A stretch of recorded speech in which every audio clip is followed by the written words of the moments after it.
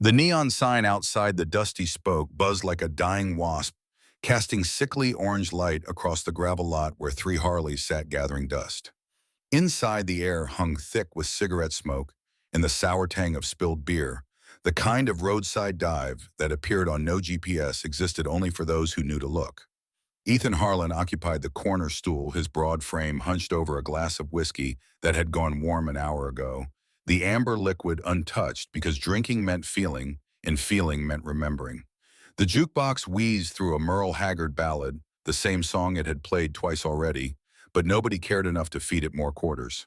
Four truckers occupied a booth near the pool table, their voices a low rumble punctuated by the crack of breaking balls. The bartender, a leathery man named Carl, who'd stopped asking questions a decade ago, wiped the same spot on the counter he'd been working since sundown, his movements mechanical, a ritual of avoidance.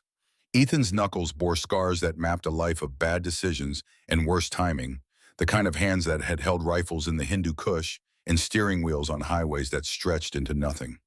His beard streaked with silver needed trimming.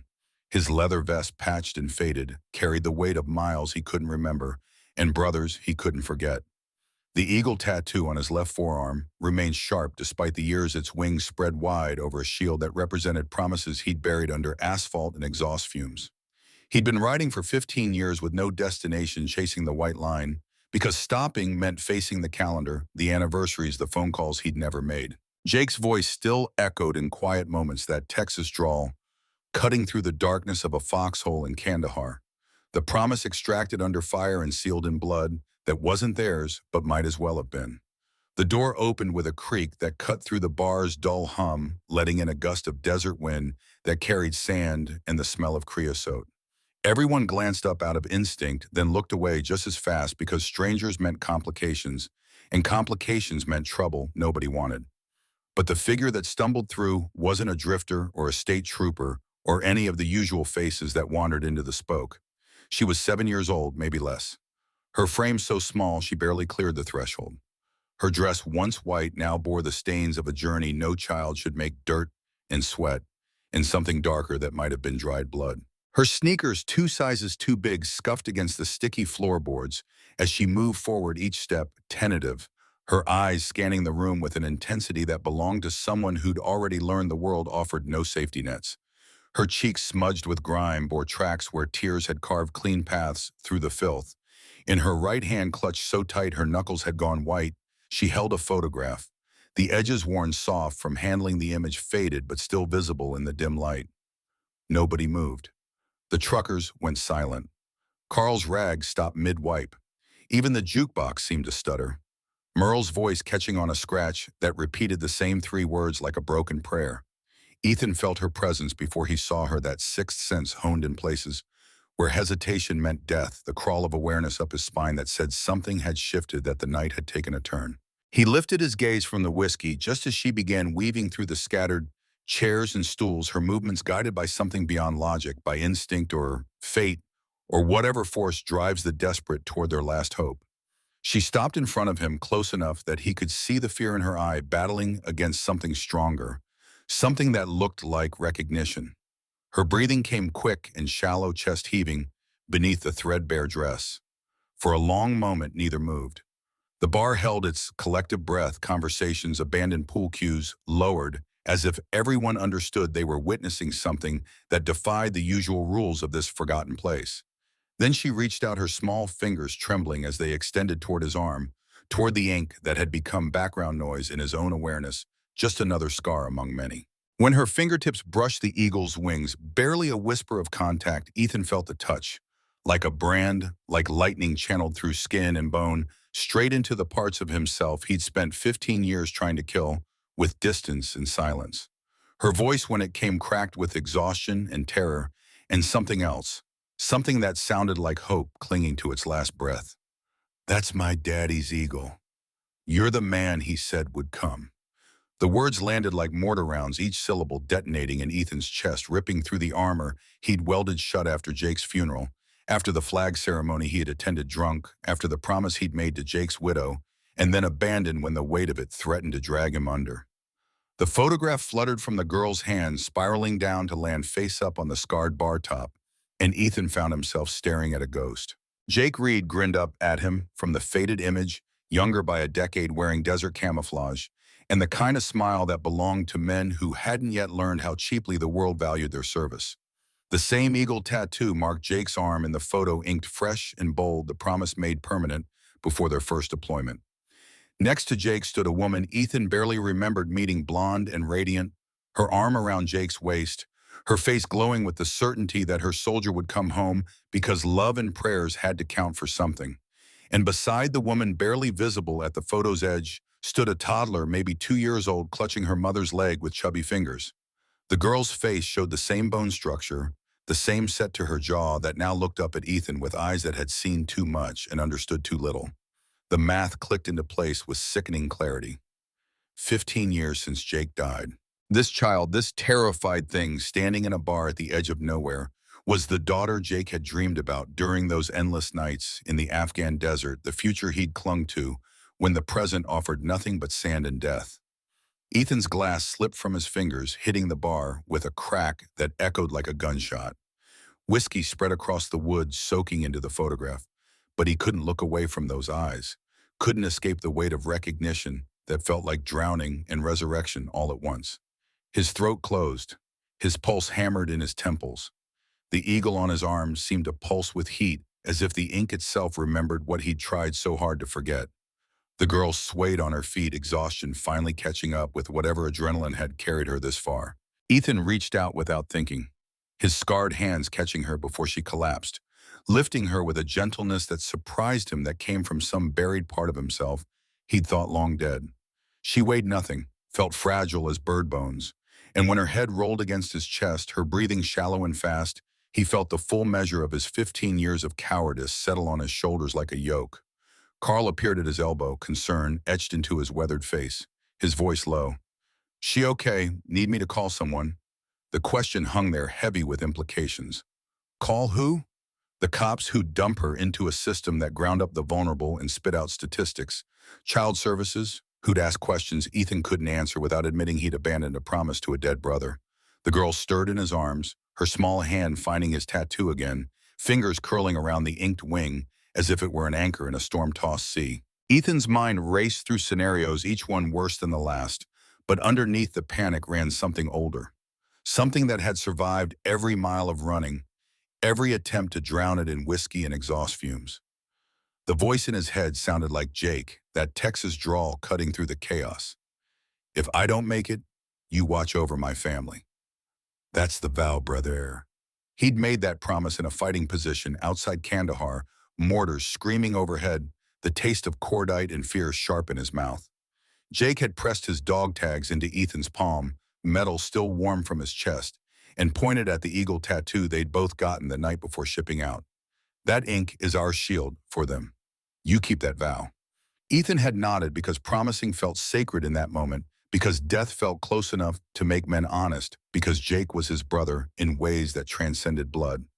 But Jake hadn't died in Afghanistan. He'd made it home, walked off the plane with that same grin, hugged his wife and daughter, and then 6 months later, his pickup truck had hydroplaned on a rain-slick highway outside Fort Hood, rolling 3 times before coming to rest against a concrete barrier. The funeral director had done his best with what remained, but the casket stayed closed. Ethan had attended the service 3 days drunk, stood at the grave with Jake's widow and their little girl, and made promises that sounded like lies even as he spoke them.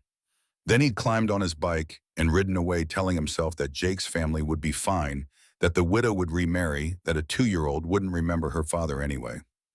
He'd convinced himself that promises made under fire didn't count in peacetime, that the vow had died with Jake on that highway. But now Jake's daughter stood in his arms, 7 years old and terrified, having somehow found the one man in the world who'd sworn to protect her and then spent 15 years hiding from that oath. The weight of it crushed his chest, made breathing feel like work, like running a marathon with a full ruck in the Afghan heat. He looked down at her face, saw Jake's nose, Jake's stubborn chin, and felt something crack inside him, some wall he'd built brick by brick over 15 years of cowardice. Carl waited, his question still hanging in the air, and Ethan knew his answer would determine everything that followed, that this moment represented a fork in a road he'd been traveling too long. The girl's breathing had steadied her body, relaxing into sleep or unconsciousness, and her fingers still gripped his tattoo as if it were the only solid thing in her world. Through the bar's dirty window, Ethan could see his Harley sitting in the lot chrome, dull with road dust, the machine that had carried him away from every responsibility, every connection, every chance at redemption. He shifted the girl's weight, cradling her more securely, and felt the years of running fall away like shed skin. His voice, when it finally emerged, sounded rusty from disuse from years of speaking only to bartenders and gas station attendants. "No, don't call anyone. She's with me." The words tasted like commitment, like the end of one life and the terrifying beginning of another. Carl nodded slowly, understanding, passing between them, in the way of men who'd both seen enough of the world to know when to ask questions and when to simply bear witness. He grabbed a clean bar towel and handed it to Ethan, who used it to wipe some of the grime from the girl's face, revealing the features beneath, confirming what he already knew. The truckers had returned to their pool game, the crack of balls against felt resuming its rhythm, though their glances kept sliding toward the corner where Ethan stood holding Jake's daughter. The jukebox cycled to a new song, something about roads and regrets, and Ethan felt the irony like a physical blow. He'd spent 15 years on roads trying to escape regret, only to have it find him anyway, delivered in the form of a terrified child who somehow knew to look for an eagle tattoo in a dive bar at the edge of the Nevada desert. He needed information, needed to understand how she'd gotten here, where she'd come from, what had driven her to search for him. But those questions could wait until she'd slept, until he'd figured out what the hell he was going to do next. The bar's back room held a couch where Carl sometimes let drunks sleep it off, and Ethan carried her there now, her weight impossibly light, her breathing steady against his chest. The couch smelled of stale beer and old cigarettes, but he laid her down, gently arranging his leather vest under her head as a pillow. She didn't stir, exhaustion having claimed her completely, and in sleep her face lost some of its fear, took on the peaceful expression of a child who'd finally found safety after running too long. Ethan stood watching her for a long moment, his mind churning through scenarios and obstacles, each one more daunting than the last. He returned to the bar, scooped up the photograph before the whiskey could destroy it completely, and slipped it into his shirt pocket, where it rested against his heart like an accusation. Carl had poured him a fresh drink, this one on the house, and Ethan downed it in one swallow, feeling the burn chase away some of the cold that had settled in his bones. His hand shook slightly as he set the glass down, the adrenaline finally catching up, the magnitude of what had just happened beginning to sink in. Carl leaned across the bar, his voice pitched low to avoid carrying to the other patrons. "You know her?" Ethan's jaw worked, searching for words that would make sense, that would explain the inexplicable daughter of a buddy from the war. Made a promise to look after her if anything happened to him. He died 15 years ago. I broke the promise. The admission tasted like acid, like confession, without the hope of absolution. Carl absorbed this with the equanimity of a man who'd heard worse stories, who'd seen enough broken people pass through his bar to know that everyone carried ghosts. He refilled Ethan's glass without asking, then poured one for himself, and they drank in silence, the kind of communion that required no words. Ethan's mind drifted back to that night in Kandahar, the last time he'd seen Jake alive in a combat zone. They'd been on guard duty, pulling the graveyard shift in a sandbag position that offered minimal protection from indirect fire, but gave a clear view of the valley below. The Hindu Kush mountains rose like teeth against the starlit sky, beautiful and deadly, and somewhere in those peaks, Taliban fighters were planning their next attack. Jake had been quiet that night, unusual for a man who normally fills silence with stories and jokes, and Ethan had known something was eating at him. Finally, after 2 hours of watching shadows and jumping at every sound, Jake had pulled out the photograph, the same one now residing in Ethan's pocket, and stared at it by the light of his red lens flashlight. "Got a letter from Sarah today," Jake had said, his voice barely above a whisper. "She's pregnant again. Due in March. Says it's a boy this time." Ethan had congratulated him, feeling the strange disconnect that came from discussing life and birth while surrounded by instruments of death. Jake had smiled, but it hadn't reached his eyes, hadn't carried his usual warmth. That's when he'd reached up and touched the eagle on his arm, tracing the wings with one finger. Made a decision, he'd continued. "If I don't make it back from this deployment, if something happens, I need you to promise me you'll look after them. Sarah and the kids. Not money, not that kind of help. Just be there. Make sure they're okay. Make sure they remember me." Ethan had started to protest to say that Jake would make it home fine, that they'd both survived this deployment like they'd survived the previous two. But Jake had cut him off with a look that carried the weight of premonition, of a certainty that defied logic. The promise that followed had felt sacred, binding in a way that transcended words, and Ethan had sealed it by getting the same tattoo the next time they had had leave, sitting in a sketchy shop in Kabul, while a local artist replicated Jake's eagle on his own arm. But Jake had made it home. The promise should have been fulfilled simply by his survival, should have been rendered moot by his safe return. Except fate or God or random chance had other plans, and 6 months later, Jake's truck had kissed that concrete barrier at 70 miles per hour, and the promise had come due after all.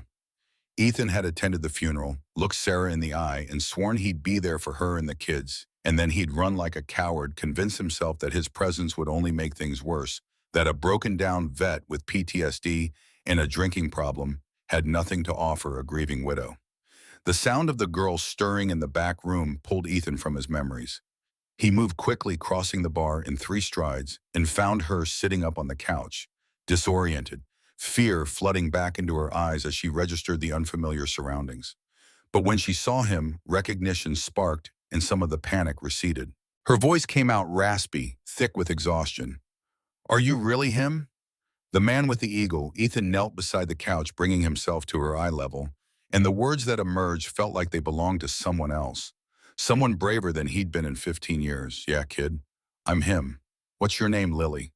The answer came quickly, automatic, and then more words spilled out in a rush, as if holding them back any longer might kill her. "Mama died. Last year. Cancer. Aunt Victoria took me in, but she didn't want me. She said I was too much trouble. She locked me out. I walked for a long time. Then a trucker gave me a ride. He said bikers help their own. He said if I found a bar like this, someone would know you." The story emerged in fragments, disjointed but coherent enough to paint a picture that made Ethan's blood run cold. Sarah dead from cancer, leaving Lily with a relative who saw her as a burden. The system that should have protected her had failed, or more likely had never even known there was a problem, because people like Victoria knew how to hide abuse behind closed doors and pleasant smiles. Lily had run driven by some instinct or memory, some story Sarah must have told her about the man with the eagle tattoo who'd promised to watch over them. Ethan felt rage building in his chest, hot and clean, the kind of anger that cut through the fog of self-pity he'd been drowning in for years. This child had suffered because he'd broken a promise, because he'd convinced himself that running was easier than staying, because he'd chosen cowardice over honor. But that stopped now. Whatever happened next, whatever obstacles lay ahead, he would not run again. He pulled the photograph from his pocket, now warped and stained from the spilled whiskey, and showed it to Lily. "This is your dad, Jake Reed. We served together. He made me promise to take care of you if anything happened to him. I should have been there for you and your mom after he died. I wasn't. That was wrong. But I'm here now." Lily took the photograph with both hands, staring at the image of her father, as if trying to summon him back through sheer force of will. Tears welled in her eyes, spilling over to track down her cheeks, cutting new paths through the grime. "Mama said you'd come. She said when things got bad, I should find the Eagle Man. She said you were Daddy's best friend." The words landed like physical blows, each one a reminder of the faith Sarah had maintained, even after Ethan had abandoned her, the belief that the promise still held weight. He'd failed Sarah, had left her to grieve alone, to raise Lily without support, to fight cancer, without the help Jake had made him swear to provide. But Sarah had still believed, had still told her daughter stories about the Eagle Man who would come when needed, had kept the faith even when Ethan had proven himself faithless. Carl appeared in the doorway, his presence a quiet reminder that the night was wearing on, that decisions needed to be made. Ethan stood, his knees popping from the movement, and met the older man's eyes. The unspoken question hung between them. What now? Ethan's mind raced through options, each one fraught with complications. He couldn't just ride off with Lily, couldn't take her without some kind of plan, some way to keep her safe, that didn't involve breaking every law about child custody. But he also couldn't leave her here, couldn't hand her over to authorities who'd ship her back to Victoria or dump her in foster care, where she'd disappear into a system designed to process problems rather than solve them. He needed help. The realization came with the bitter taste of humility, Because help meant reaching out to people he'd cut off years ago meant admitting he couldn't handle this alone. The Iron Vow MC had scattered after they'd all returned from the war, each man dealing with their demons in their own way. But bonds forged under fire didn't rust, only went dormant. If Ethan called, they'd answer. That was the code, the unspoken contract that survived even when everything else fell apart. His phone, old and battered, sat in his vest pocket. He hadn't used it for anything but GPS in months, had let it become a relic of a connectivity he'd deliberately severed. But the contacts were still there, numbers he'd never deleted, because some part of him had known this day might come, that the running would eventually end, and he'd need his brothers again. He pulled out the phone thumb, hovering over Noah's name. Noah Chen, their old squad leader, the man who'd kept them alive through 3 deployments and then struggled to keep himself alive when they'd all come home. Last Ethan had heard Noah was running a small security firm in Reno, legitimate work that barely paid the bills but kept him sober and focused. If anyone would understand, would help without asking too many questions, it was Noah. The call connected after 4 rings, Noah's voice gruff with sleep. This better be good. It's 3 in the morning. Ethan's throat constricted words, feeling inadequate for what he needed to say. Noah, it's Ethan. I need you to rally the crew. Jake's daughter is here. She's in trouble. I'm calling in the vow. Silence stretched across the line, broken only by the sound of Noah moving, the rustle of sheets, the creak of a floor. When he spoke again, his voice had shifted, gone from annoyed to alert, the combat readiness that never really left men like them. Jake's kid, how old? 7. Mother's dead. Aunt kicked her out. She found me at a bar outside Vegas. I need help, Noah. Can't do this alone. More silence, and Ethan could picture Noah's face, the calculations running behind his eyes, the same tactical assessment that had kept them alive in Kandahar. Finally, yeah, okay. Give me 12 hours. I'll get James and Daniel. Where are you? Ethan provided directions to the bar, his voice steady now, purpose replacing the uncertainty that had plagued him for so long. Noah confirmed he'd received the information, then added, Ethan, glad you called. We thought we'd lost you for good. The line went dead before Ethan could respond, leaving him staring at the phone, at the lifeline he'd just thrown to the past. Behind him, Lily had curled back up on the couch, the photograph clutched to her chest, sleep reclaiming her.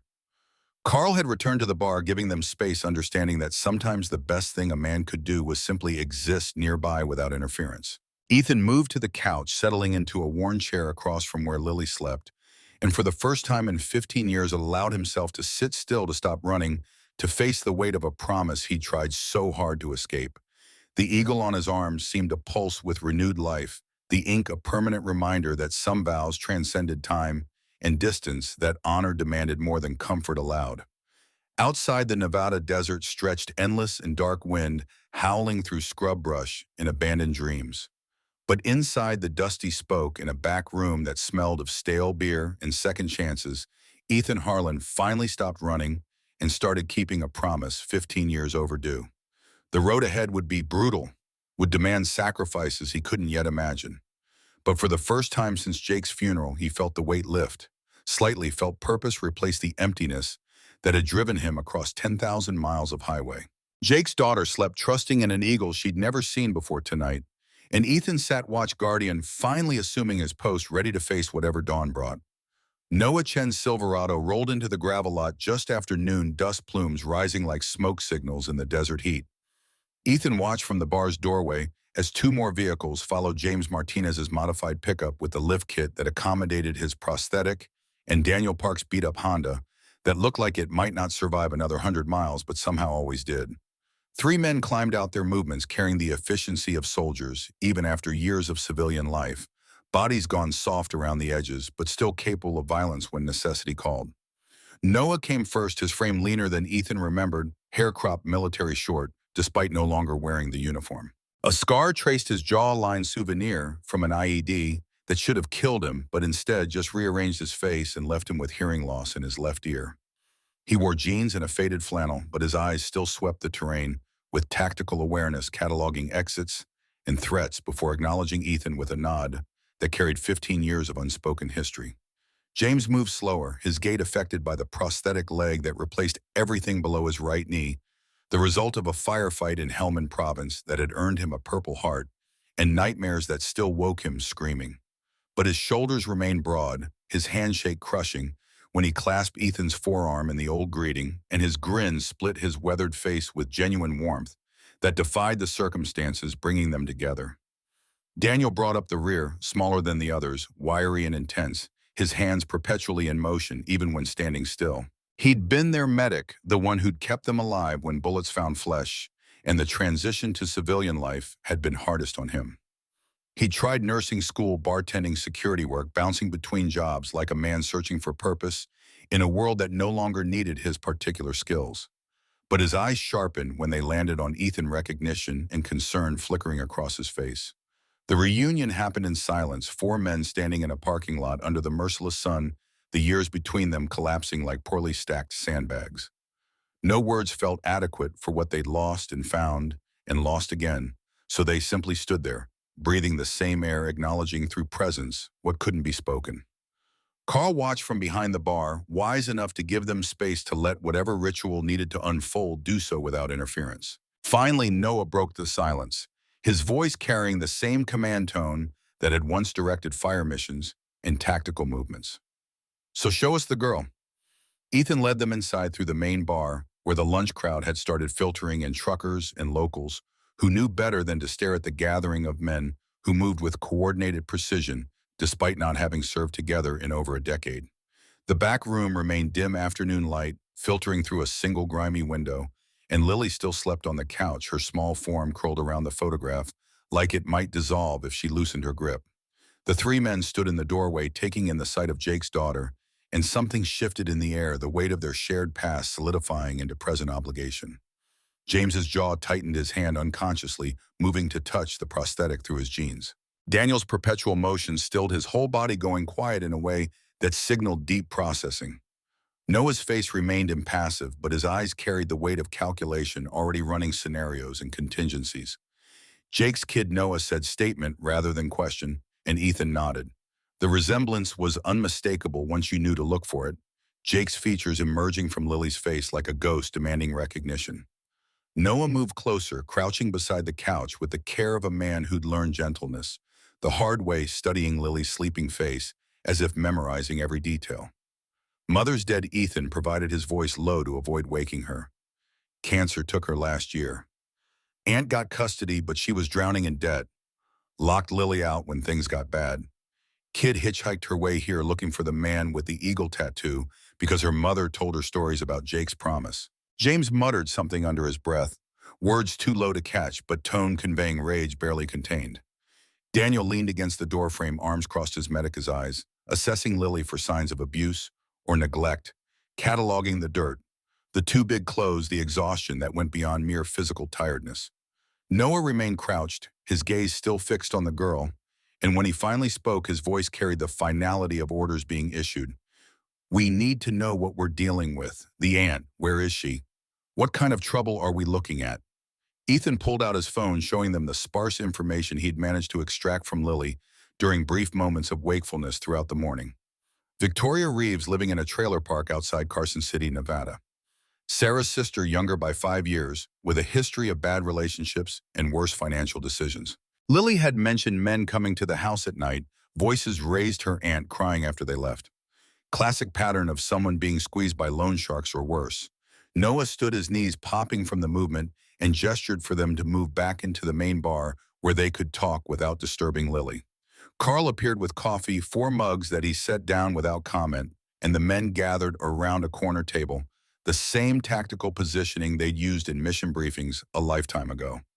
Ethan laid out everything he knew, which amounted to fragments and impressions rather than solid intelligence, but it painted a picture clear enough. "We go to Carson City," James said, his tone suggesting this was obvious non-negotiable. "Talk to the aunt, figure out who she's into and for how much. Then we extract the kid properly." Daniel shook his head, fingers drumming against his coffee mug. "Can't just take her. That's kidnapping federally. We need legal standing. Custody papers. Something official. Otherwise, we're just criminals giving the system an excuse to bury us." The tension ratcheted up, 2 opposing viewpoints colliding with a force of men who'd survived by trusting their instincts. James wanted action, the direct approach that had served them in combat. Daniel wanted procedure, the civilized method that acknowledged they weren't in a war zone anymore. Noah let them argue, his silence speaking volumes, and Ethan recognized the old pattern, the squad leader letting his men work through options before making the call. Finally, Noah raised a hand, quieting them both. We do this smart. Daniel's right about the legal angle. We can't just ride off with her. But James isn't wrong either. We need to know what we're facing. So we split it. Daniel, you work the legal side. Find us a lawyer who specializes in custody cases, someone who won't ask too many questions about four vets with questionable employment status trying to help a kid. James, you and I go to Carson City, scope out the situation. Ethan stays here with Lily, keeps her safe until we know more. The plan made sense, balanced the need for action with the reality of consequences, but Ethan felt resistance building in his chest. He'd spent 15 years running, letting others make the hard calls, and the old habit pulled at him like undertow. But this was his promise to keep his failure to rectify, and delegating felt like cowardice wearing the mask of pragmatism. I should go with you, he said, meeting Noah's eyes. It's my vow to fulfill. Noah's expression didn't change, but his voice carried the weight of command. Your vow is keeping that girl safe. Right now, that means staying put. We'll handle the recon. You handle making sure she doesn't wake up alone and scared again. The rebuke landed like a physical blow, gentle but firm, and Ethan recognized the truth in it. His presence here mattered more than his participation in reconnaissance. Lily had found him, trusted him, and abandoning her now, even temporarily, even for good reasons, would reinforce every lesson life had already taught her about adults being unreliable. He nodded, accepting the assignment, and felt something shift inside him, some old hierarchy reasserting itself, the squad reforming around the bones of what they'd once been. Daniel pulled out his phone, already scrolling through contacts, muttering about lawyers he'd heard of through the Veterans Network, people who did pro bono work for soldiers trying to navigate custody battles with ex-wives or family court nightmares. James drained his coffee in one long swallow, his jaw set with the determination of a man who'd found purpose after years of searching. Noah stood, signaling the briefing was over, time to execute. They moved as a unit toward the parking lot, and Ethan followed the Nevada sun, hitting him like a wall of heat after the bar's dim interior. Noah paused beside his truck, one hand on the door handle, and turned back to Ethan with an expression that mixed concern and something harder to define. 15 years, he said, not quite accusation, but close. We thought you were dead. Stop calling it after the first year because it felt like harassment. What happened? Ethan searched for words that would explain the inexplicable, the slow dissolution of self that had followed Jake's funeral, the way grief and guilt had metastasized into something that demanded distance from everything that reminded him of who he'd been. But words felt inadequate, seemed to trivialize the complexity of falling apart 1 mile at a time. I couldn't be who Jake needed me to be, he finally said.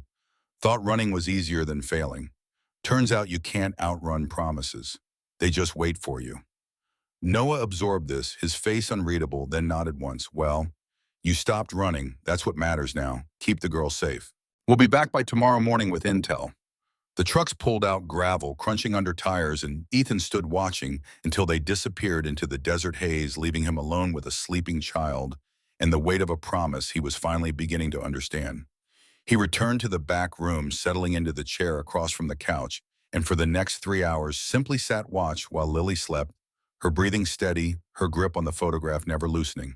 She woke near sunset, confusion clouding her eyes until she registered Ethan's presence and the tension drained from her small body. He'd prepared for this, had Carl bring food from the kitchen, nothing fancy but hot and filling, and he watched as Lily devoured a grilled cheese sandwich and tomato soup with the desperation of someone who'd been hungry too long. Between bites, she talked fragments of her story, emerging in no particular order, each piece adding detail to the picture Ethan was building. Mama got sick 2 years ago, Lily said around a mouthful of sandwich. Started with a cough. Then she couldn't get out of bed. The doctor said cancer. She tried to fight it, but the medicine made her so tired. Aunt Victoria came to help, but she was always angry. Said Mama should have gotten insurance. Said we were dragging her down. The words came matter-of-fact, delivered without the emotional weight they deserved. And Ethan recognized the dissociation, the protective numbness that settled over children who'd experienced trauma beyond their capacity to process. He'd seen it in Afghan villages, kids who'd watched drone strikes vaporize their homes, speaking about it like discussing the weather. their minds wrapping horror in cotton wool to make it survivable. After Mama died, Lily continued. Victoria took me to her place, said family sticks together, but she didn't have much money. Men started coming over. They scared me. Loud voices, sometimes things breaking. Victoria would cry after they left.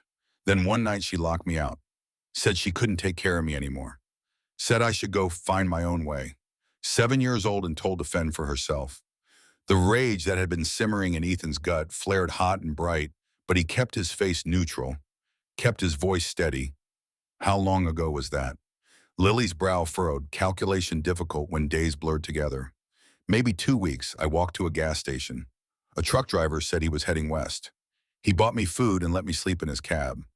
He said if I was looking for bikers bars like this one would know. So when he stopped here, I got out. 2 weeks on the road, relying on the kindness of strangers, any one of whom could have done unspeakable things to a vulnerable child. The fact that she'd survived relatively unscathed felt like divine intervention or dumb luck, and Ethan didn't believe in the former. He wanted to press for more details to understand the full scope of what she'd endured, but her eyes were drooping, again exhaustion, reclaiming her despite the food. He carried her back to the couch, tucked his vest around her like a blanket, and watched as she slipped back into sleep. The photograph remained clutched in her hand, Jake's face staring up at him, accusatory and proud all at once. Ethan pulled out his own phone, scrolling through the sparse messages that had accumulated over years of minimal contact, and found himself staring at the last text Jake had sent him, delivered 3 days before the accident. Sarah's pregnant again. Boy this time. Naming him after you. Better start practicing your Godfather speech. Ethan had never responded, had been deployed at the time, and told himself he'd call when he got back to base. But the call never happened because Jake died before Ethan found the words, and that text remained frozen in time, an artifact of a future that never materialized. He wondered if Sarah had actually named the second child Ethan, if somewhere out there Jake's son carried his name, another promise broken, another obligation abandoned. His phone buzzed with an incoming text from Daniel. Found a lawyer, Emily Hargrove, Reno. Does custody work, lots of experience with CPS cases. Meeting her tomorrow 9 a.m. She wants to talk to you. Ethan typed back confirmation, his thumbs moving slowly across the cracked screen, each letter feeling like commitment. A lawyer meant paperwork, meant courts and judges, and systems designed to protect children, but often failing them anyway. It meant exposure, meant his 15 years of hiding would end, meant facing questions about why he'd abandoned his promise in the first place. But it also meant doing things right, meant giving Lily a chance at stability, rather than a life on the run with the broken-down biker who had no legal claim to her. Carl appeared in the doorway, his presence announced by the creak of old floorboards. Got a call from Noah. Said to tell you they made it to Carson City. Ant's trailer is watched. Looks like loan sharks are keeping tabs. They're going to sit on it tonight, gather intel. Ethan nodded, the information settling into the tactical part of his brain that still knew how to process threats and opportunities. If Victoria was under surveillance by the people she owed that complicated extraction, but also provided leverage. Scared debtors made better witnesses, more willing to cooperate if it meant getting out from under the weight crushing them. But it also meant danger, meant men who wouldn't hesitate to use violence to collect what they were owed, men who'd view Lily as an asset to be liquidated. The night stretched long and restless, Ethan dozing in the chair, but never fully sleeping, his body attuned to threats, even in relative safety. Every sound pulled him alert, every creak of the building or rumble of a passing truck on the highway beyond. Lily slept through it all, her breathing steady, the photograph still pressed against her chest like a talisman. Dawn came gray and cool, the desert temperature dropping overnight before the sun could reassert its dominance. Ethan woke to find Lily watching him, her eyes clear for the first time since she'd stumbled into the bar, some of the fear replaced by curiosity. He stretched, joints popping, feeling every one of his 48 years in the stiffness of his back and shoulders. You stayed, Lily said, simple observation carrying the weight of revelation. Adults don't usually stay. The statement landed like a gut punch, confirmation that her short life had already taught her that people left, that promises were temporary, that safety was an illusion. Ethan met her gaze, holding it steady. I'm staying. Made your dad a promise 15 years ago. Took me too long to keep it, but I'm keeping it now. Lily absorbed this processing with the seriousness of a child who'd been forced to grow up too fast. Are you going to take me back to Aunt Victoria? No. We're going to make sure you're somewhere safe, somewhere you can just be a kid. What if she doesn't let me go? Then we make her understand she doesn't have a choice. The answer satisfied something in Lily. Her shoulders relaxing slightly, and Ethan realized he'd just made another promise, this one as binding as the original. Carl brought breakfast scrambled eggs and toast that Lily attacked with less desperation than yesterday's meal, and while she ate, Ethan stepped outside to take Noah's call. The trailer's a shithole, Noah reported without preamble. Victoria's into someone for at least 10 grand based on the paperwork we saw through the window. Guy watching the place is Eddie Moran's crew. Small-time loan shark operating out of Carson City and Reno. Charges 20% weekly interest, breaks fingers when people miss payments. Ethan's hand tightened on the phone. Victoria there. Yeah, looks like hell. Black eye, bruised cheek. Either Moran's guys are making their point, or she's got a boyfriend who likes to hit. Either way, she's scared. Might be willing to cooperate if we approach it right. James's voice cut in the call. Apparently on speaker. We should grab her tonight, bring her to Reno for the lawyer meeting. Make her see that giving up custody is better than what Moran's got planned. Daniel's voice joined the chorus. Legal says we need Victoria's statement about the neglect. Written affidavit at minimum.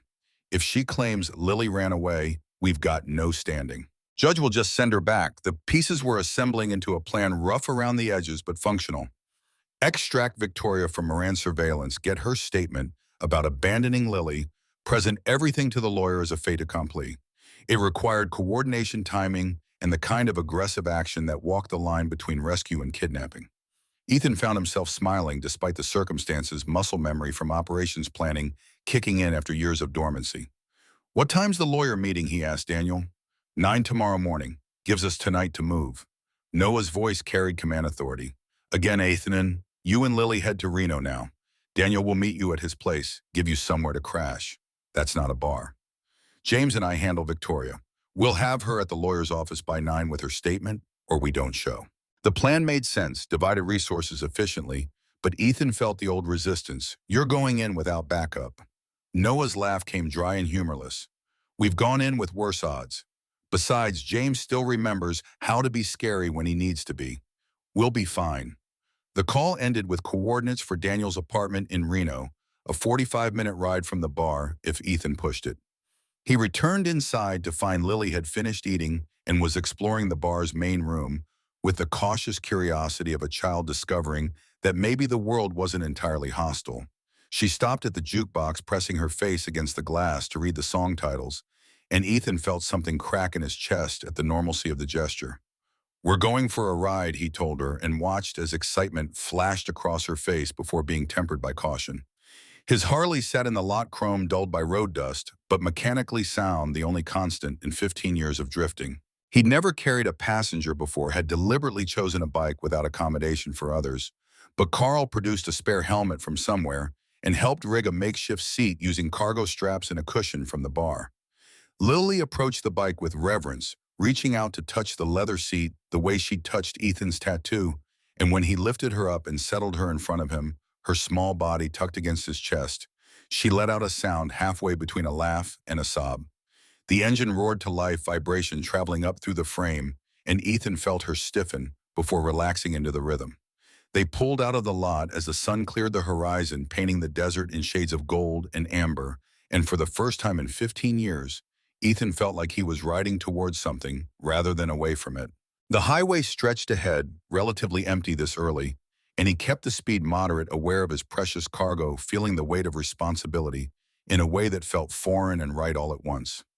Lily's small hands gripped the tank, her helmet turning left and right as she took in the landscape racing past, and Ethan found himself narrating details about the road, about the towns they passed, filling the silence with information, because silence felt too heavy. She asked questions, endless streams of them, about the bike and the desert and where they were going, and he answered each one with patience that surprised him, discovering reserves of gentleness he'd thought were casualties of war. They stopped once at a gas station where Ethan filled the tank and bought Lily a chocolate bar that she ate in careful bites, making it last, and he realized she still wasn't sure where her next meal would come from, still operating in survival mode. The attendant, an older woman with kind eyes, smiled at them and commented on what a good father he must be taking his daughter on an adventure, and Ethan didn't correct her, just paid and left before the fiction could unravel. Daniel's apartment sat in a rundown complex on the outskirts of Reno, the kind of place where nobody asked questions and rent came cheap because the neighbors included working girls and small-time dealers. But Daniel's unit was clean, sparse, organized with military precision, and he greeted them at the door with coffee already brewing and a grocery bag full of kid-friendly food he'd clearly just purchased. Made the couch up for her, Daniel said, gesturing to where he'd laid out blankets and a pillow. Wasn't sure what 7-year-olds need. Got some juice boxes and granola bars. Also found a stuffed animal at the store. Thought she might want it. The gesture, small and thoughtful, carried more weight than elaborate speeches. Ethan watched as Lily examined the stuffed bear. Daniel offered her fingers tentative before accepting it, adding it to her collection alongside the photograph. Daniel caught Ethan's eye, a flash of understanding passing between them, the medic seeing what others missed, recognizing trauma beneath the surface. "How's she doing?" Daniel asked quietly while Lily explored the apartment. "Surviving. But there's damage. Gonna take time." Daniel nodded, already knowing this, having seen enough wounded children in field hospitals to recognize the signs. "We get her stable first. Legal status, safe housing. Then we worry about healing. Can't fix trauma while you're still in the combat zone." The wisdom in that settled over Ethan like a blanket permission to focus on immediate threats before tackling the long-term work of recovery. They spent the afternoon in careful stillness, Lily watching cartoons on Daniel's small TV, while the two men sat at the kitchen table reviewing the legal documents Emily Hargrove's office had emailed. The paperwork painted a picture of bureaucratic complexity, forms and affidavits and court procedures that felt designed to frustrate rather than facilitate. Emily Hargrove called it 6, her voice crisp and professional, over speakerphone. "Mr. Harlan, I've reviewed the preliminary information Daniel provided. This is complicated but not impossible.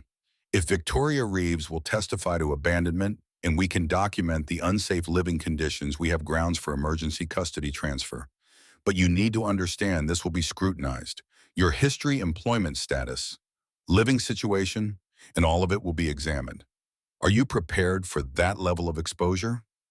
Ethan swallowed hard, feeling the weight of 15 years of hiding pressing down. "Whatever it takes." "Good. Bring the girl tomorrow. I'll need to interview her, assess her state of mind.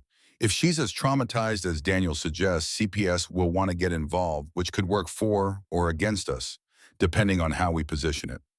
The call ended with logistics and timing, and Ethan felt the net closing and the point of no return approaching fast. Outside the window, Reno's lights began flickering to life, the city transforming from day to night, and somewhere in Carson City, Noah and James were moving into position to extract Victoria from whatever hole she dug herself into. Lily fell asleep on the couch before 8, the cartoon still playing her small body, finally allowing exhaustion its due. Daniel produced a bottle of whiskey, 2 glasses, and they drank in the kitchen, the silence between them comfortable in the way of men who'd shared foxholes and understood that some things didn't need words. "Think we can pull this off?" Daniel finally asked his question, carrying doubt that hadn't been present in front of Lily. Ethan considered the question, weighing odds the way they'd been trained to, calculating success probability based on limited intel and numerous variables. "Don't know, but I know I can't walk away again. Whatever happens tomorrow, at least I'll know I tried." Daniel raised his glass in a silent toast, understanding encoded in the gesture, and they drank to promises kept and battles yet to be fought. Somewhere in the desert night, Noah and James were executing their part of the plan, and tomorrow morning they'd all converge on Emily Hargrove's office and find out if 15 years of failure could be redeemed by one desperate attempt to do the right thing. Ethan checked on Lily one last time before claiming Daniel's recliner for the night, watching her sleep with the stuffed bear clutched in one arm and Jake's photograph in the other, and felt the weight of the eagle tattoo on his arm, like it was freshly inked, burning with purpose he'd finally found the courage to honor. Emily Hargrove's office occupied the 3rd floor of a converted warehouse in downtown Reno, the kind of space that spoke of idealism. Constrained by budget-exposed brick walls and second-hand furniture arranged with purposeful efficiency.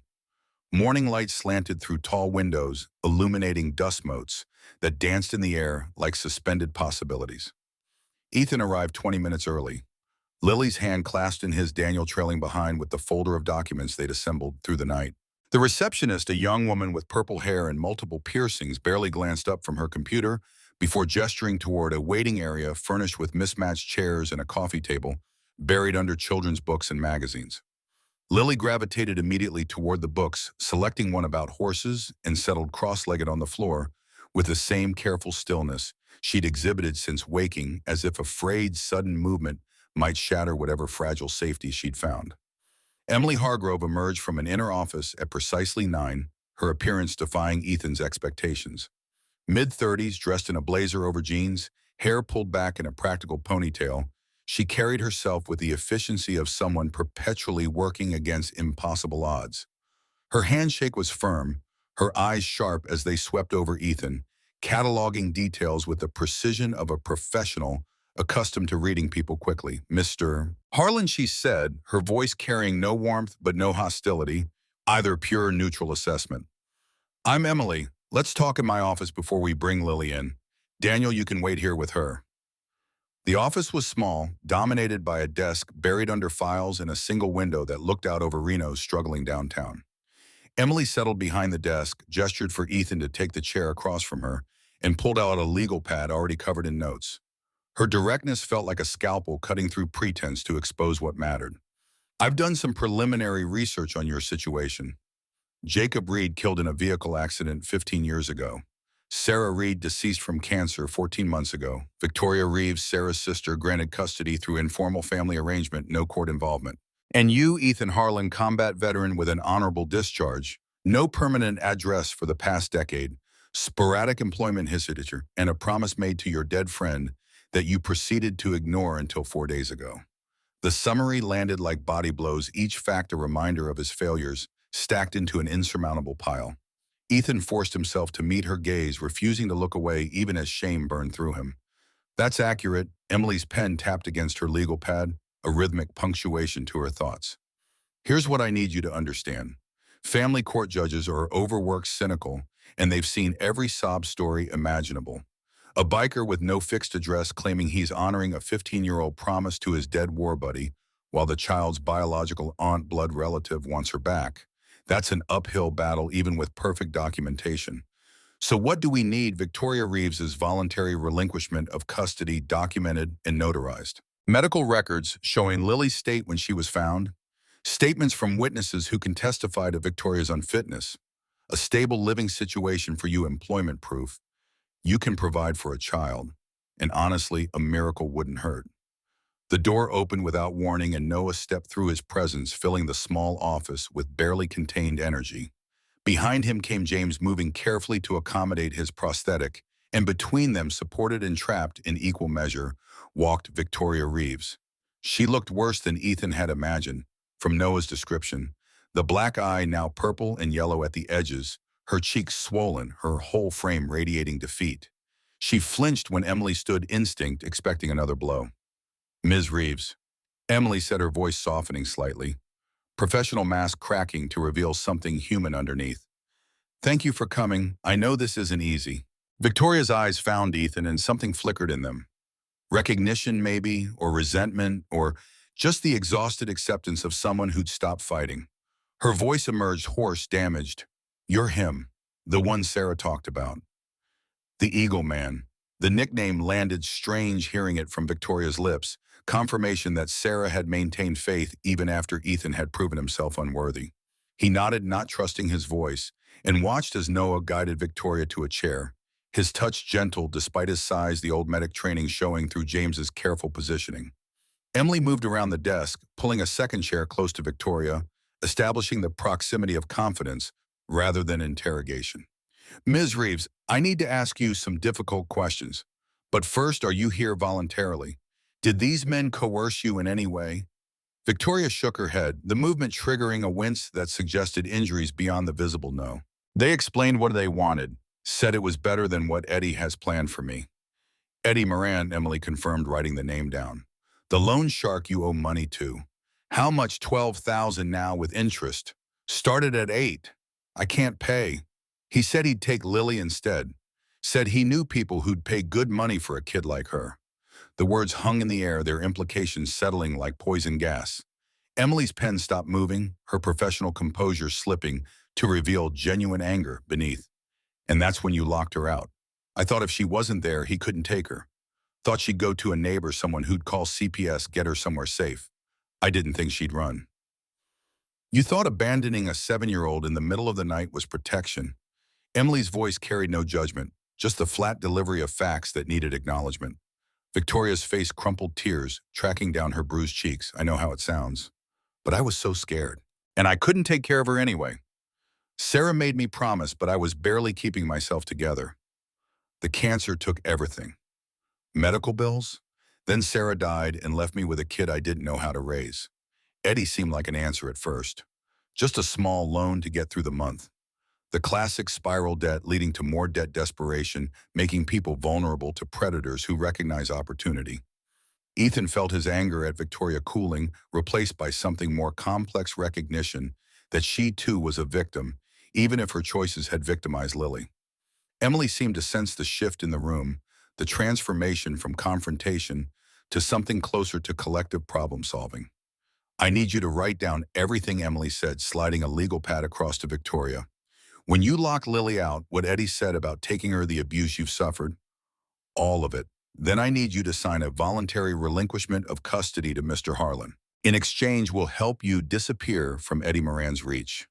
Victoria's hands shook as she picked up the pen, her eyes moving between Emily and Ethan. Why would you help me after what I did? Because Lily needs this clean, Emily answered before Ethan could respond. And because you're not the villain here. You're just someone who made bad choices when there were no good options. The next hour unfolded in near silence, Victoria writing with painstaking slowness, her handwriting shaky but legible, each sentence another nail in the coffin of her claim to Lily. Noah and James stood guard at the door, their presence both protection and reminder that leaving wasn't an option until this was finished. Daniel had been summoned to bring Lily up, and she now sat in the waiting area, visible through Emily's office window, absorbed in her horsebook, but occasionally glancing toward the closed door. When Victoria finally finished 5 pages of confession and relinquishment, Emily read through it twice before having her sign each page, then called in the receptionist to notarize the document. The formality of it, the stamps and signatures, transformed Victoria's words from confession to legal instrument, the kind of documentation that could withstand judicial scrutiny.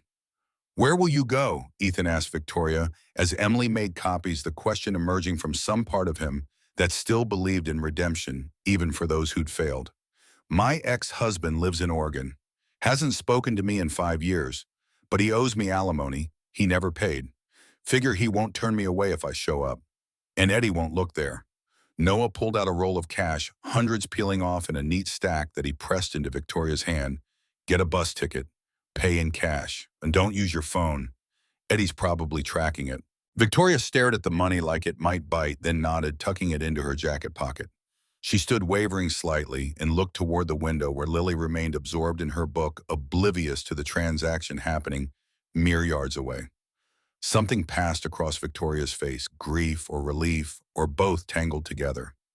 Tell her I'm sorry, she said to Ethan. When she's older. Tell her I tried. Then she was gone, escorted out by James through a back exit Emily indicated, disappearing into whatever future she could cobble together from the wreckage of bad decisions. The office felt larger without her presence, air easier to breathe, and Emily gathered the documents like a general assembling weapons for the coming battle. Now comes the hard part, she said, meeting Ethan's eyes. We take this to family court, file for emergency custody, but understand judges don't like vigilante justice. They'll see 4 military vets extracting testimony from a scared woman and wonder if coercion was involved, despite what she says. We need more. We need you to have a plan beyond good intentions. What kind of plan? Housing, employment, a support structure. You can't raise a child from a motel room while working odd jobs. Lily needs stability, school enrollment, medical care, therapy for the trauma she's experienced. Can you provide that? The question wasn't rhetorical, wasn't Emily being difficult. It was the fundamental challenge that had existed since Lily touched his tattoo, the gap between wanting to keep a promise and having the resources to do so. Ethan felt the weight of it pressing down, 15 years of drifting, leaving him unprepared for the practical demands of guardianship. Noah's voice cut through his spiraling thoughts. He can stay with me. Got a two-bedroom apartment, steady security work. I can vouch for employment, bring him on full-time at the firm. James added his piece, I run a garage. Always need mechanics. Ethan's good with bikes. That's legitimate income tax returns. The whole thing. Daniel's contribution came quieter, but no less significant. I've got contacts at the VA. Can set up counseling for both of them. And I know a pediatrician who works with trauma kids. Pro bono for veterans' families. The offers came rapid-fire solutions materializing from the brotherhood Ethan had abandoned, and he felt something break inside him, some wall he'd built from shame and isolation, crumbling under the weight of unconditional support. Emily watched this unfold with the careful assessment of someone recalculating odds, her pen moving across her legal pad as she sketched out a new strategy. Okay, she said finally, this could work. We present you as part of a support network, not a lone wolf. Emphasize the stable employment, the housing, the commitment to Lily's welfare beyond just honoring a promise. We make this about what's best for her, not what makes you feel better about your guilt. The brutal honesty of that last statement cut deep, but Ethan recognized the truth in it, the distinction between genuine care and a self-serving redemption. Emily saw his reaction and softened slightly. I'm not saying your motivations are entirely selfish, but family court judges are good at spotting the difference between someone who wants to raise a child and someone who wants to ease their conscience. Make sure you know which one you are, both Ethan said quietly. I want to ease my conscience by actually doing the work of raising her, by being what Jake needed me to be 15 years ago. Emily nodded, apparently satisfied with that answer, and stood. Then let's bring her in. I need to interview her, assess her state of mind. This will be difficult. She's going to have to talk about what happened with Victoria. Can you handle watching that without interfering? The question challenged him to prove he understood boundaries, that protection didn't mean shielding Lily from necessary pain. He nodded, and Daniel went to fetch her from the waiting area. Lily entered the office with the cautious steps of prey entering a predator's territory, her eyes immediately seeking Ethan, relaxing only when she confirmed his presence. Emily's approach with Lily demonstrated why she'd built a reputation in custody cases. She sat on the floor, bringing herself to the child's eye level, and began with simple questions about the horse book, about favorite animals, about what Lily liked to eat. The questions meandered, seemingly purposeless, but Ethan recognized the technique, establishing comfort before probing wounds. Gradually, with patience that felt infinite, Emily guided the conversation toward harder topics. Lily's answers came haltingly at first, then in a rush, the story spilling out with the relief of confession. She spoke about her mother's illness, the way Victoria had seemed nice at first, but then changed, about the scary men who came at night, about the morning she woke up to find the door locked from the outside and her aunt gone.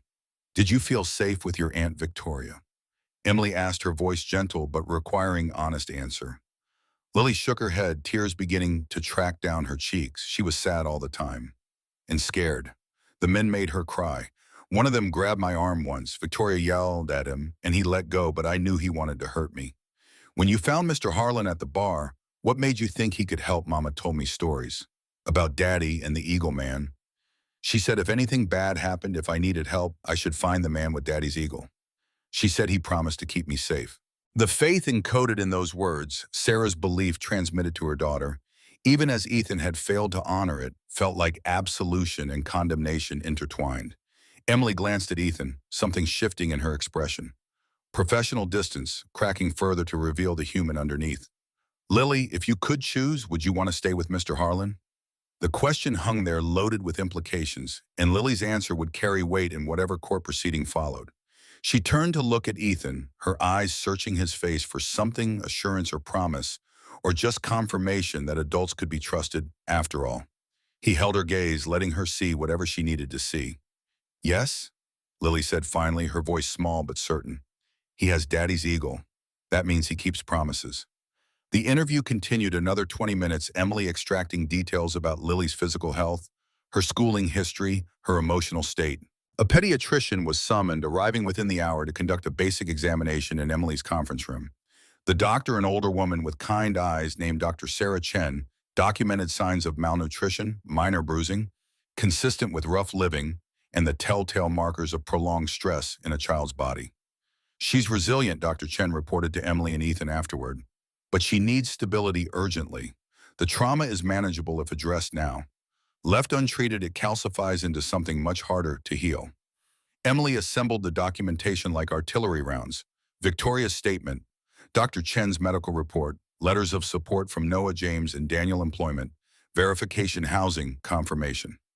By noon, she had built a case file thick enough to carry weight, and she made a call to the family court leveraging relationships and favors to secure an emergency hearing for that afternoon.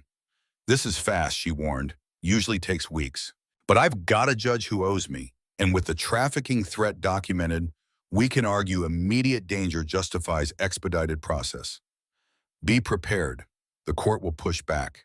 They'll question everything. Stay calm, answer honestly, and for God's sake, don't let them see anger. Judges interpret anger as instability. The courthouse occupied a modern building downtown, all glass and steel, that felt designed to intimidate. Inside, security checkpoints and metal detectors funneled them through layers of bureaucracy until they reached family court on the fourth floor. The waiting area held a dozen other cases, parents and children and lawyers, huddled in quiet conversations that spoke of fractured families and systems struggling to piece them back together. Judge Patricia Winters took the bench at 2:30, a woman in her 60s with steel gray hair and an expression that suggested she'd heard every lie humans could devise. Emily presented the case with clinical efficiency, laying out the facts without embellishment, letting the documentation speak for itself. Victoria's statement drew sharp questions from the judge, who clearly recognized coercion as a possibility, but the notarized signature and medical evidence of abuse gave it credibility. Mr. Harlan, Judge Winters, said, her voice carrying the weight of authority earned through decades of difficult decisions. You understand that taking custody of this child means complete responsibility, not just housing and feeding her, but attending to her educational, medical, and emotional needs. Ethan stood, feeling the eyes of the courtroom on him, and channeled the same steadiness that had gotten him through firefights and bad odds. I understand, Your Honor. I made a promise 15 years ago and failed to keep it. I can't undo that failure, but I can start keeping it now. Why should I believe you won't run again when things get difficult? The question struck at the heart of his credibility, and Ethan knew any answer that sounded rehearsed would be dismissed. He glanced at Lily, sitting between Daniel and Noah in the gallery, her eyes wide as she watched the proceedings, and the words that emerged came from someplace deeper than preparation. Because running meant I could pretend the promise didn't matter, Your Honor. Now she's real, sitting right there, and I can't pretend anymore. I either keep this vow or spend the rest of my life knowing I failed Jake twice. I'd rather die trying than run again. Judge Winters studied him for a long moment, her face unreadable, then turned her attention to the documentation Emily had provided. The silence stretched, broken only by the rustle of papers and the muted sounds of the courthouse beyond. Finally, she set the file down and removed her glasses, meeting Ethan's eyes directly. Emergency custody is granted to Ethan Harlan, pending full evaluation by Child Protective Services within 30 days. Ms. Hargrove will file for permanent guardianship hearing, scheduled for 60 days from today. Mr. Harlan, you will submit to home inspections, employment, verification, and psychological evaluation. Lily will undergo counseling assessment. Any violation of these terms results in immediate removal and placement in foster care. Am I clear, Crystal, Your Honor? The gavel fell, the sound echoing through the courtroom with the finality of judgment rendered. Emily's hand found Ethan's shoulder, squeezing once in congratulation and warning both. Noah and Daniel were already moving, gathering Lily from her seat, their faces split with grins that belonged to men who just won a battle they'd expected to lose. James lingered near the exit, keeping watch with the paranoia of someone who understood victory could be snatched away if you weren't vigilant. Outside the courthouse, the Nevada sun felt brighter. Somehow the air cleaner and Lily's hand found Ethan's, without prompting, her small fingers wrapping around his scarred palm. Emily provided instructions for the next steps, the appointments that needed scheduling, the documentation required for the permanent hearing, her voice fading into background noise as Ethan focused on the weight of that small hand, the trust it represented. Noah's apartment became temporary headquarters, 3 bedrooms, suddenly housing 5 people, as the Brotherhood reorganized around their new mission. Daniel took the couch, insisting Lily needed her own space, and they converted Noah's spare room into something approximating a child's bedroom, second-hand furniture, and stuffed animals accumulating with surprising speed. James brought groceries. Daniel handled medical appointments. Noah managed the legal logistics, and Ethan learned that keeping a promise meant accepting help from people who'd never stopped believing in him. The first week proved hardest, Lily waking screaming from nightmares twice a night, her small body rigid with terror, until Ethan's presence registered and she collapsed back into fitful sleep. Dr. Chen had recommended a child psychologist named Dr. Rita Martinez, who specialized in trauma, and the sessions began immediately, twice-weekly appointments where Lily played with dolls and drew pictures that revealed the architecture of her fear. School enrollment required documentation. They didn't have birth certificates and immunization records that Victoria had supposedly maintained but couldn't be found. Emily worked through the bureaucracy obtaining duplicates and court orders, while Ethan studied for the GED. He'd never finished, determined to demonstrate stability in every measurable way. James made good on his promise of employment, bringing Ethan on at the garage, where his mechanical skills honed through years of maintaining his Harley translated to legitimate income. The CPS inspection came on day 12, a social worker named Marcus Webb, arriving with a clipboard and skepticism carved into his face. He examined the apartment with forensic attention, checking for safety hazards and signs of neglect, interviewing Lily privately about her treatment. When he asked about Ethan, Lily showed him the photograph of her father, pointed to the eagle tattoo, and explained with 7-year-old logic that promises meant more than blood. Marcus's report, delivered to Emily 3 days later, recommended approval of permanent guardianship, pending continued counseling and periodic monitoring. The news arrived like rainfall in drought, permission to hope that maybe possibly this desperate gamble might actually work. But Eddie Moran's shadow hadn't dissipated. Noah's contacts reported that the loan shark was asking questions looking for Victoria, and by extension, looking for Lily. The concern was real enough that Noah implemented security protocols, never leaving Lily alone, varying routes and schedules, watching for surveillance with the paranoia that had kept them alive overseas. The threat remained theoretical until day 18, when James called from the garage, his voice tight with controlled alarm. Eddie's guys just rolled up asking about Victoria's kid. I played dumb, said I didn't know what they were talking about, but they know she's connected to us somehow. The call triggered a meeting that night, the 4 men sitting around Noah's kitchen table, while Lily slept, discussing options that ranged from calling the police to more direct solutions. The police option died quickly. Recognition that cops who hadn't cared about Victoria's abuse wouldn't suddenly care about loan shark threats. The direct solution appealed to parts of them that remembered simpler rules of engagement, but Emily's warnings about jeopardizing custody echoed too loudly. We need leverage, Daniel said, his fingers drumming the table in their perpetual rhythm. Something that makes Eddie back off without us having to cross lines that get Lily taken away. James leaned back, his prosthetic leg extended, face thoughtful. Eddie's operation runs on fear and secrecy. What if we remove the secrecy's anonymous tip to the FBI about loan sharking and human trafficking intent? Let the feds make him toxic. Noah nodded slowly, the plan taking shape. I've still got contacts at the Bureau from contract work. Can make the call seem legitimate. If they open an investigation, Eddie goes underground, can't afford the attention of coming after us. The decision made, Noah worked his contacts through the night. By morning, the FBI's Financial Crimes Division had received a detailed anonymous report about Eddie Moran's operation, complete with Victoria's statement and the threat against Lily. The Bureau wouldn't move immediately, but the investigation would begin, pressure building that made Ethan and Lily more trouble than they were worth. The permanent custody hearing came on day 58, 2 days ahead of schedule because Judge Winters had a cancellation. Emily presented 6 inches of documentation transformation, rendered in reports and testimony, and photographs that showed Lily's progression from terrified to cautiously hopeful.